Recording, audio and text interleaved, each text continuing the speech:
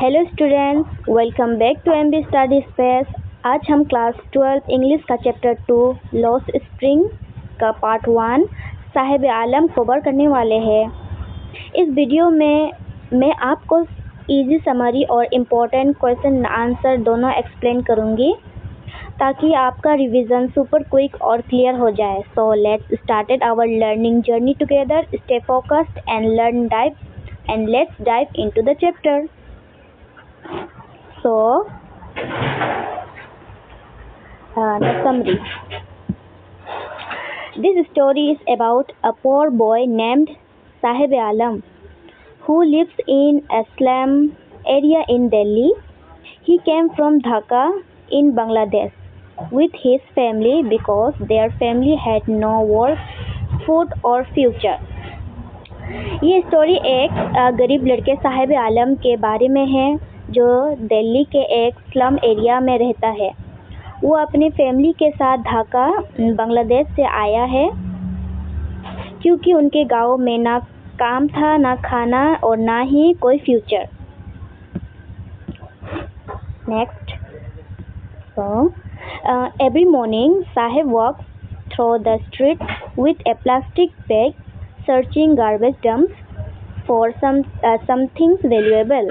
For him, garbage is like a treasure because sometimes he finds a coin or something useful in it. हर सुबह साहिब एक plastic का bag लेकर सड़कों यानी street पर घूमता है, गार्बेज डंप में कोई वैल्यूएबल चीज़ ढूंढते हुए। उसके लिए कचरा एक ट्रेजर जैसा है, खजाना जैसा है, क्योंकि कभी कभी उसमें उसे कोई कॉइन या कोई काम की चीज़ मिल जाती है।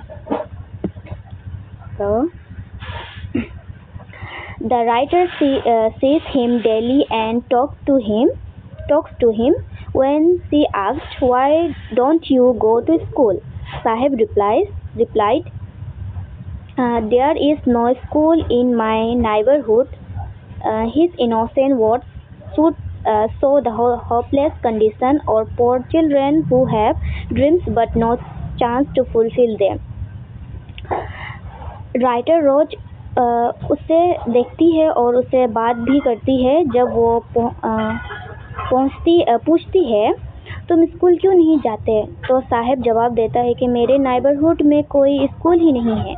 उसके ये मासूम वर्ड्स गरीब बच्चे की बेचारी हालत दिखाते हैं, जिनके पास ड्रीम्स तो होते हैं लेकिन उन्हें पूरा करने का कोई मुकाम नहीं होता, चांस नहीं मिलता उनको। Next. Later, Sahib gets a job at a tea stall where he earns ₹800 a month and get meals. But now his face has lost its brightness. Earlier, when he was a rag picker, he was free. Now he works for someone and has lost his freedom. बाद में साहिब को एक tea stall पर job मिल जाती है जहां वो महीने के ₹800 कमाता है और खाना भी मिलता है, लेकिन अब उसके चेहरे की चमक खो गई है। पहले जब वो रैग पिकर था तब वो फ्री था, अब वो किसी के लिए काम करता है और उसने अपनी फ्रीडम खो दी है। तो ये थी समरी। आई होप कि समरी आपको समझ में आएगी। सो यहाँ एक टेक्स्ट में गलती हुई थी, दिस वन।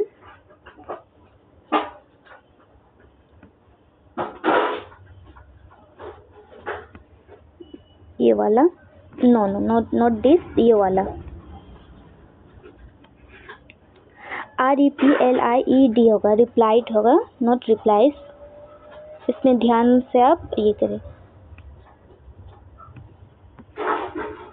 सो अब हम क्वेश्चंस एंड आंसर में आएंगे। क्वेश्चन एंड आंसर बहुत इम्पोर्टेंट है, एग्जाम में 99% इसका आने का चांस है। सो ध्यान से आप लोग समझने की कोशिश करें, उसे याद करें। So let's start question and answer. Who is the author of lost spring? ये 2012 एंड 14 में आया था ये question. Answer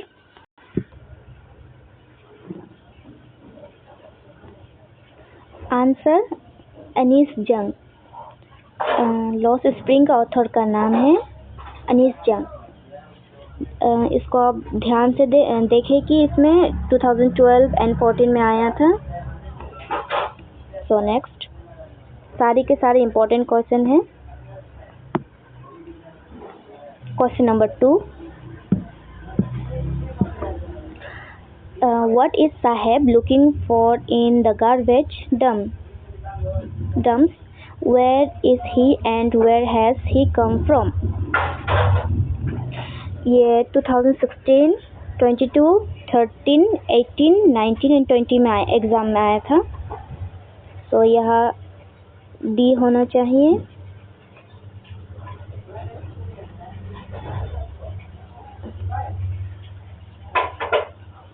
so answer Saheb is, यानी इस क्वेश्चन में पहले मैं क्वेश्चन को बता देती हूँ। इसमें क्वेश्चन साहेब गार्बेज डंप में क्या ढूंढता रहता था, वो कहाँ रहता था और कहाँ से आया है। तो इसका answer Saheb is looking for some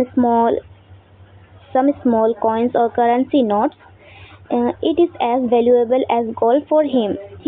He is in Simapuri. Saheb has come from Dhaka, Bangladesh.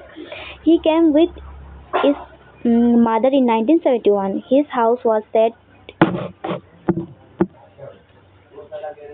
amidst the green fields of Dhaka.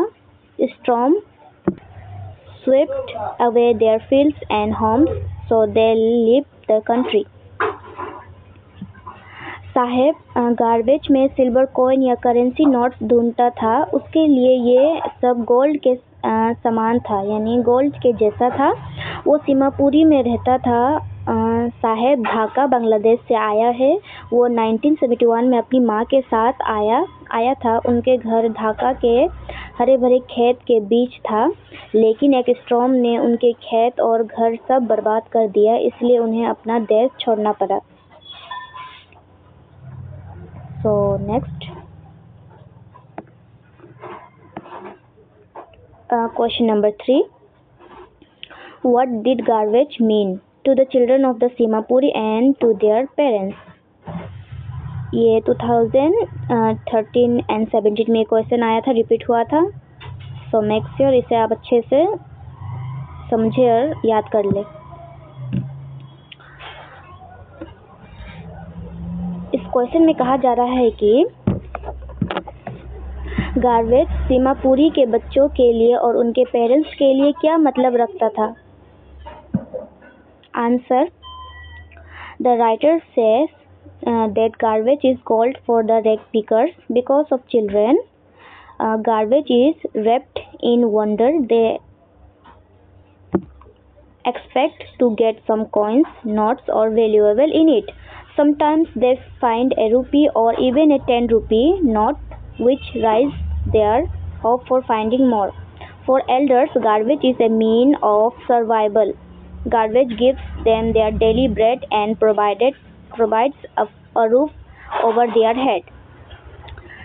Writer कहती है कि रैग पिकर के लिए गार्बेज गोल्ड जैसा होता है, बच्चों के लिए गार्बेज वंडर से भरा होता है। उन्हें उम्मीद होती है कि शायद उन्हें कोई कॉइन नोट या कुछ वैल्यूएबल चीज़ मिल जाए। कभी कभी उन्हें कुछ रुपया या 1 रुपये का नोट भी मिल जाता है, जो उनके उम्मीद और बढ़ा देता है। बड़े लोग के लिए, पेरेंट्स लोग के लिए गार्बेज उनके सर्वाइव का जरिया है। गार्बेज ही उन्हें रोज का खाना देता है और उनके सर के ऊपर रूफ्ड छत प्रोवाइड करता है। Next, question number 4.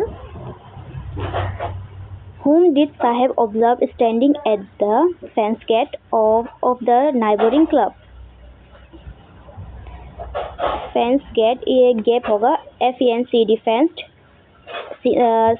ये होगा सेपरेट होगा एंड गेट सेपरेट होगा। ध्यान रखें, टेक्स्ट में गड़बड़ी हो जाती है। सो मेक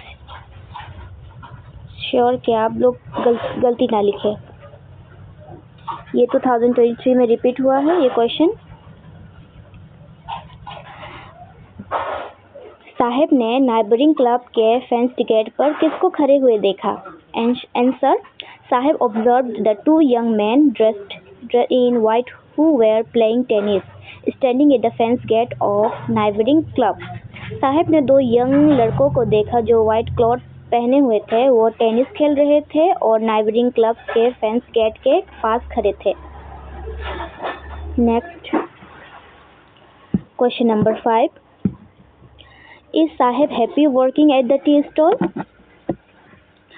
क्या साहेब टी स्टॉल पर काम करके खुश था? ये 2012 एंड 14 में रिपीट हुआ है। Answer, no, Saheb is not happy working at the tea stall. He is no longer his own master. His face has lost the carefree look.